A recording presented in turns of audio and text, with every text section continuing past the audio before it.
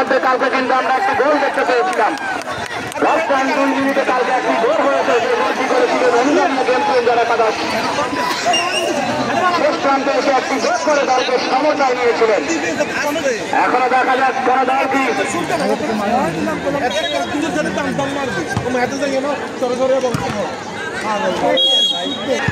লম্বা করে তিনি বাড়িয়েছিলেন, বল চলে গেলেন সাইড লাইনের বাইরে।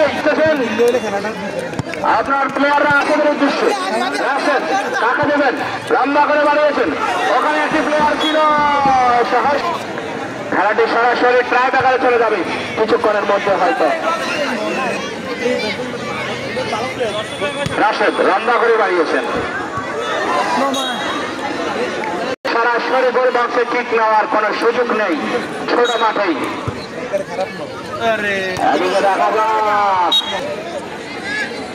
দেখা যাক, কেউ মাঠে প্রবেশ করবেন না, কেউ মাঠে প্রবেশ করবেন না। আমাদের কমিটি বিন্দু এবং কোন প্লেয়ার বিন্দু মাঠে প্রবেশ করবেন না।